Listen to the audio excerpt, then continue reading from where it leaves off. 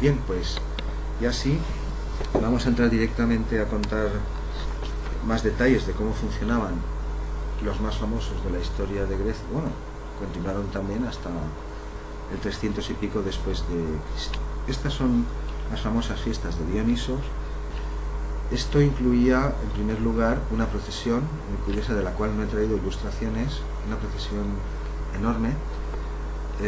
Sacaban a Dionisos de un cierto templo que estaba fuera de la ciudad. Bueno, Dionisos en realidad era un palo, una vara con una máscara, esta concretamente, este ídolo de Dionisos que estoy citando ahora, y lo traían en una gran procesión donde participaban todos, los ciudadanos, los metecos, que eran los extranjeros residentes, los que no eran nativos de Atenas. Estos tenían obligaciones fiscales y algunos derechos, pero por ejemplo no podían comprar tierra, no eran exactamente igual.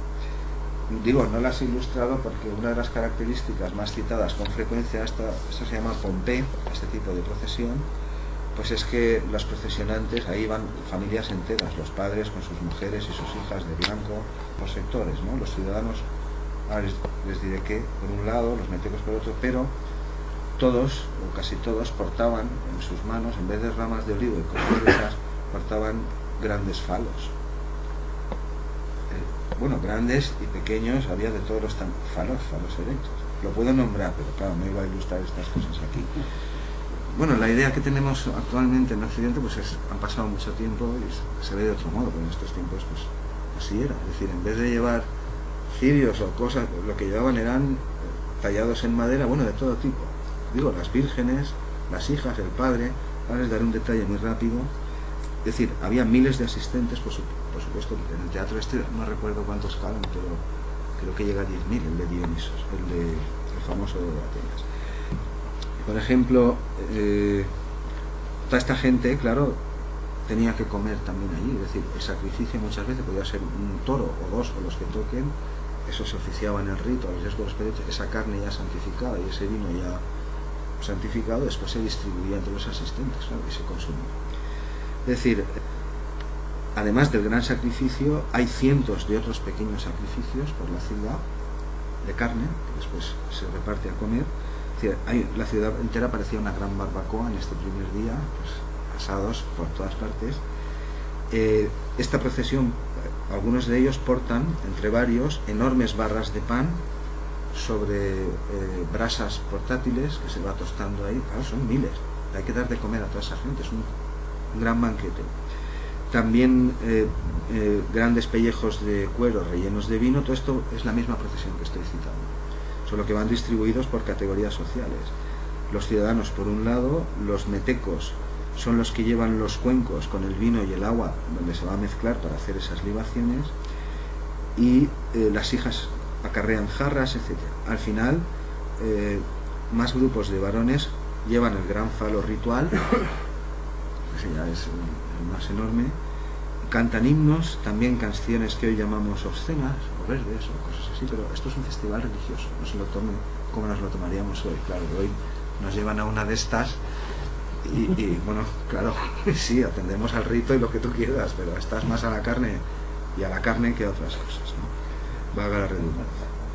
Bueno, esta es la procesión de inicio, y por eso he puesto aquí a estos tres sobre una carroza, pues son miles de asistentes que peregrinan, van al santuario, recogen, es un acto ritual oficial, recogen la vara esta famosa con una máscara que es Dionisos, lo visten, lo adornan, se lo llevan a la gran procesión y se dirigen a la capital, al teatro. Y cuando llegan al teatro, bueno, esa está, no me quiero anticipar para ilustrar eso. No tenía una procesión de los griegos, he puesto una de los babilonios, pero da igual. Esto que hay aquí es un vaso famoso que se encontró también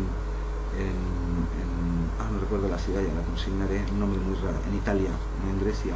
Se llama el vaso de Pronomos.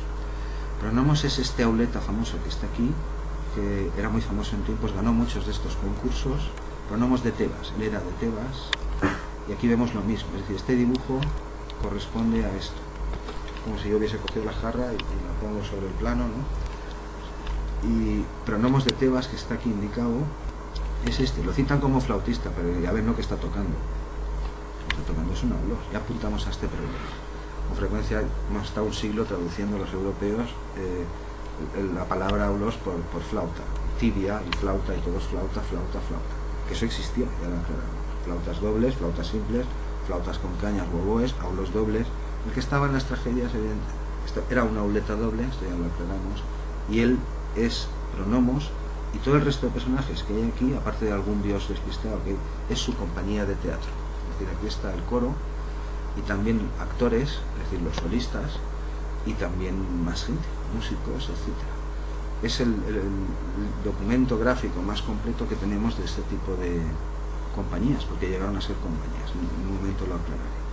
Bueno, pues el famoso Pronomos, además de ganar en muchos festivales, que solía ganar, si era el mejor, pues también es comprensible. Hay uno que siempre, quizá no gane siempre, pero si va fulano, pues, no, pues casi que no voy, ¿no? Inventó un tipo de aulos, y por eso hizo famoso, que podía tocar en todos los modos. Algo de esto contamos también hace unos años en las clases de aulos, todas las pueden ver en YouTube. Hay que meterse en lo de conferencias completas, igual que en lo de neurociencia, hay que buscar la otra. Y aquí tenemos la Atenas clásica, pero no en los tiempos de Pericles. Esto corresponde al siglo II después de Cristo, digo para que no se líe. Esto es un grano de oro, pero fue construido en el 200 después de Cristo. Hoy no vamos a hablar de él, mientras que el Odeón que vamos a ver es este de aquí. Esto es el teatro, el gran teatro de Dionisios, donde se celebran las fiestas más famosas de toda la antigüedad, donde todo el mundo, donde Sófocles, bueno, donde todos los grandes, ahora lo veremos mejor. Este es el teatro, y aquí las tragedias, pero aquí los concursos y también los actos de inauguración del festival, es decir, la procesión, cuando llegaba a Atenas, después de toda la parafernalia y los sacrificios y todo en las calles, se celebraba un acto de presentación, de inauguración del festival de la semana que venía, de juegos y competiciones y todo eso, pero se celebraba en el Odeón, normalmente. En esta especie de... se llamaba proagón, es decir, antes del agón. Agón significa competición, por eso llamamos agonista, antagonista. Se enfrentan dos músicos, se enfrentan dos boxeadores, se enfrentan... Tú vas a concursar, pero claro, tu obra, de lo que sea, compite con otras, ¿no? Competición, eso es lo que significa agón. Pues el proagón se celebraba en el Odeón y consistía en lo siguiente. Después que habían hecho todos los ritos, la procesión, etc., de los 10 generales más antiguos, más ancianos de la ciudad de Atenas, el más anciano ofrecía vino a los dioses, después un heraldo con trompetas naturales daba las llamadas, anunciaba el nombre de la inauguración de los juegos, y pasaba a leer, después de tocar, el nombre de los benefactores recientes. Benefactores recientes podría ser, por ejemplo, Herodes Ático, del que estamos hablando ahora 7 siglos después, que es el que pagó esto. Un benefactor era un rico de la ciudad o un gran gobernante que pagaba los juegos o un edificio público o lo que fuera. Es decir, desde la última gran Dionisia ha habido 10 personajes eminentes de Grecia, de Atenas, perdón, los que han dado dinero para esto, han construido, se nombraban a estos personajes. A continuación, cuando ya estaba lleno el teatro, el gran teatro, aquí abajo en la arena, se hacía una gran exposición con las monedas de oro, el tributo que pagaban todas las ciudades aliadas en el festival. No voy a decir un impuesto, pero algo así. Y después de esto se presentaba una armadura de combate a todos aquellos jóvenes que habían cumplido ya 20 años y cuyos padres habían muerto en combates. Y era una especie de reconocimiento a los hijos de los caídos defendiendo la ciudad, y cuando habían cumplido esa edad les convocaban a este acto en las grandes Dionisias, les ofrecían su propia armadura y les daban asientos de honor aquí muy cerca de la escena con las autoridades, etc. Y con eso acababa, digámoslo, el preagón. Al día siguiente es cuando comenzaban realmente los festivales, los concursos, vamos. Esto es lo mismo que estábamos viendo aquí, ¿vale? Este es el teatro famoso de Dioniso, y este edificio cuadrado del que no quedan ni los cimientos, pero se sabe dónde está. Esto es el Odeón famoso de Pericles, esto,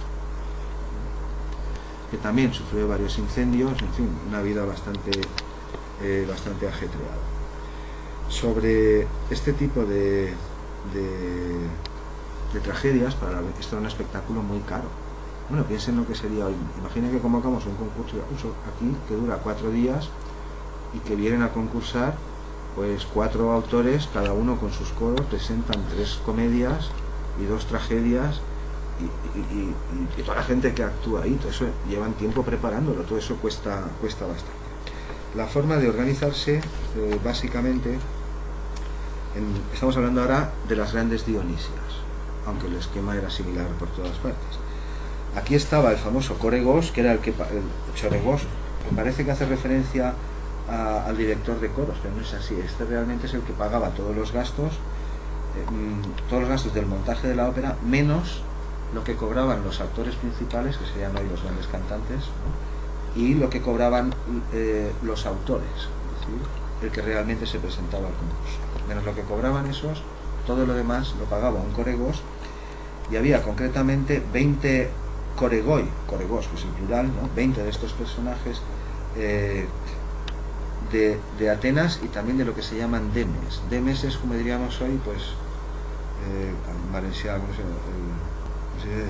el terme, ¿no? Es decir, pueblos, pero había demes en Atenas, aparte de la capital, que diríamos barrios periféricos, y después por toda el Ática había demes también, pueblos con sus demarcaciones propias, y estos también celebraban sus propios festivales en determinadas épocas. Había al menos conocemos unos 139 demes, estoy hablando como de la provincia de Atenas o algo así, ¿no? Y estos pequeños festivales menores de los pueblos de menos entidad parece que se celebraban organizándose entre ellos para que se pudiera asistir uno tras otro, es decir, no celebrarlos todos a la vez. Por ejemplo, Platón ya lo cita, dice que se puede asistir a estos festivales uno tras otro. O sea que unos los celebran la primera semana de enero a lo mejor, y el otro la tercera, y el otro de modo que si tú tienes tiempo, te dedicas a eso, pues puedes ir pasando por todos. Por lo menos tenemos noticias, es decir, conocidos en 14 de estos, de los 139 que había más o menos, 14 se sabe de facto que eso ocurría y que se celebraba así, como dice Platón. Pero la organización general de esta semana de actuaciones y concursos de tragedias era la siguiente. Había 20 coregoi de estos, 2 de cada uno de las principales demes de Atenas, ahora sí, y estos financiaban ellos, entre estos 20, financiaban 10 coros de niños y 10 coros de hombres de 50 cantantes, y estos estaban fuera de concurso. Estos no son los coros de las tragedias, eso vendrá después. Antes de que empezaran las tragedias, los concursos y las comedias, había competiciones corales, pero no asociadas a espectáculos, sino bueno, pues lo que todo el mundo entiende aquí, un coro que vaya a cantar y compite con otro coro que va a cantar. Es decir, estos coros tenían 50 miembros, y se dividían así, varones o adultos y niños, y competían, pero después había 3 de estos personajes que pagaban los 3 coros trágicos. Esto es porque cada autor normalmente no admitían 50 autores, solían ser 4 o 5 los que se aceptaban, por ejemplo los que estamos aquí, ¿no? Estos 3 y yo, por ejemplo, cada uno presenta 3 tragedias y 4 comedias o algo así, y en cada uno hay coros. Estos coros de las tragedias y comedias son diferentes de los que he citado. Estos sí que tenían 15 miembros, que es lo que se lee a veces en los libros. Dice, y después con el tiempo Esquilo amplió de 12 a 15. Cuando lean eso, están hablando de los coros de las tragedias, del espectáculo dramático, no de los que yo estoy citando ahora. Mientras que los coros de las comedias tenían 24 componentes. Es decir, que son 3 tipos de coro. Normalmente solo se habla de los de 12 y 15. Tú vas por ahí, buscas información sobre estas cosas. Hay 12, 15 y Esquilo a 15, ya en el programa serían cosas así. Pero estos coros más reducidos son los que participan en una tragedia, los que son acompañados por el autor. Mientras que antes de que empiecen los certámenes dramáticos, hay 20 coros, 10 de niños y 10 de varones que compiten entre ellos, cada uno con 50 personas. Bueno, lo que estoy diciendo es que aproximadamente unas 1.200 personas colaboraban solo en esto, hasta donde he llegado ahora, además de otras muchas cosas. Bueno, estos festivales se tenían que preparar con tiempo. Como hoy, tú no puedes convocar el certamen y el día antes ponerte a llamar a los que van a ocuparse de abrir, y todo eso tenía que estar preparado con muchísimo tiempo. Ahora veremos alguna cosa más. Este es el Odeón de Pericles, una reconstrucción. El de aquí estaba adyacente, este es el que salía en el programa. Esto es una reconstrucción, no queda nada, el Odeón de Pericles no queda nada. Una reconstrucción en torno a 1900, un poco después de lo que podía ser, techado por supuesto. Y aquí vemos otra también del mismo autor, no es muy grande, pero en fin, no es tan grande como el otro que veremos el próximo mes, y ese sí que queda. El grande que he enseñado antes es donde tocaba la Filarmónica de Berlín con Von Karajan, creo que vimos una foto hace unos años aquí. Esto es lo mismo, es decir, antes no se veía muy bien, y no parece el Odeón, pero es el mismo teatro. Esto que aquí antes son templos y cosas, y aquí se ve más completo. Este es el gran teatro de Dionisos, donde se celebraba este festival, y este en cambio era el Odeón de Pericles. Esta es una vista del teatro de Dionisos, y era el festival más famoso de toda Grecia. Aquí, en todos los casos, en todas las actuaciones, los coros eran ciudadanos atenienses, que durante meses habían estado preparando este año las obras que vienen, y en la siguiente, pues las que vengan, que no son las mismas, claro. Mientras que esto lo he dicho antes, mientras que los actores profesionales y los auletas y los músicos que acompañaban estos espectáculos normalmente venían de fuera de Atenas, es decir, se les pagaba, eran contratados.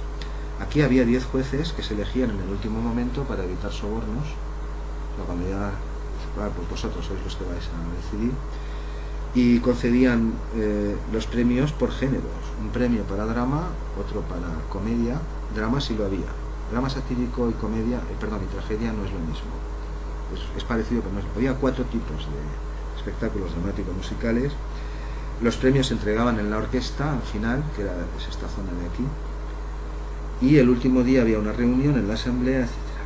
Los premios concretamente eran, por un lado, al mejor ditirambo de hombres, que eran estos 4 que he citado antes al principio, otro al mejor ditirambo o coro de 50 muchachos, también al mejor productor y director, que en muchos casos era el propio poeta que decimos, y en otros no, eran personas diferentes, y también a partir del 449, más o menos los tiempos de Pericles, un poco antes, también al mejor actor en tragedia y al mejor actor en comedia.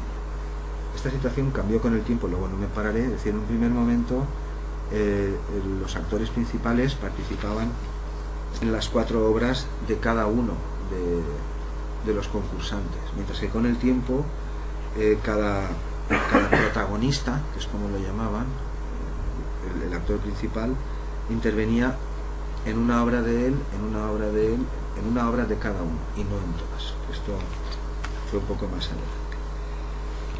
Estamos mirando el teatro hacia abajo, es este. Aquí estaría el Odeón, aquí. Este es el solar del Odeón. Y esta es una representación artística más moderna, aquí lo vemos, techado, por dentro es semicircular, por supuesto. Pero además de las grandes Dionisias, había otras menores, es decir, en la misma Atenas, digo. Concretamente, había unas que se llamaban Leneas, que estas se celebraban en marzo. La secuencia era la siguiente. En diciembre había Dionisias rurales, que son pequeños certámenes, igual, similares en todo, pero claro, de menos envergadura, todo en los demes. Estos que podías ir de uno en otro, encadenarlos. Eso en diciembre. En enero eran las Leneas, que son las que voy a comentar ahora, que no eran tan importantes, pero si tú ganabas un premio en las Leneas, eras candidato a participar después, al año siguiente, cuando se celebraran en las grandes dionisíacas, que eran las de nombre internacional. Es decir, diciembre las rurales, en enero las Leneas, y en marzo las grandes dionisias, que son las que estamos citando ahora. Estas fiestas leneas, como las segundas en importancia de Atenas, digámoslo así, eran muy antiguas y incluían, en la modalidad de comedia se aceptaba de 3 a 5 autores, ¿no? Y presentaban cada uno una comedia. Mientras que en el caso de la tragedia se presentaban 2, cada autor presentaba 2 y solo se admitían 2 o 3. Ya que no era un gran concurso allí que no acabamos, eran 4 autores, 5 de media, y cada uno presentaba 2 o 3 de cada, y esto es lo que se juzgaba. Ganar en las Leneas era casi seguro que era seleccionado al año siguiente cuando se celebraran las grandes Dionisias. El modo de seleccionarlo, de escogerlo, era el siguiente.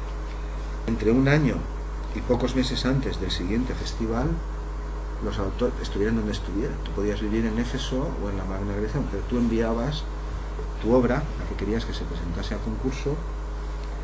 No sabemos realmente cuánto había que enviar, si la obra entera, o un extracto, o un resumen, y de qué iba, porque con frecuencia se escogían también con motivos políticos. Es decir, Si en este momento Atenas está en guerra con tales fulanos, tú no puedes llevar una obra allí que critica a los atenienses. Es decir, hay una especie de supervisión previa donde según, en función del momento político, se escogían unas u otras, pero ya lo habrán entendido. La música suele ser independiente de estas cosas. No digo totalmente independiente, pero que en la criba política, digamos, no entra, música tiene la que escoge y la que no escoge también.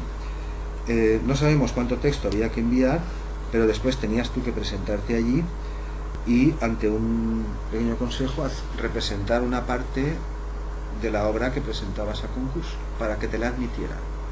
Había dos procesos de selección, uno anterior y uno posterior, y a veces si una obra no tenía éxito en las Leneas, por ejemplo, o en otra anterior, pues podían excluirte en la siguiente. En una ocasión llegaron a excluir al mismísimo Sófocles, que era el favorito, porque en una edición previa pues no había tenido mucho éxito. Incluso hay más, hemos citado tres de Atenas ya, las grandes Dionisias, las Leneas, ahora voy hacia atrás en el tiempo, y también las rurales,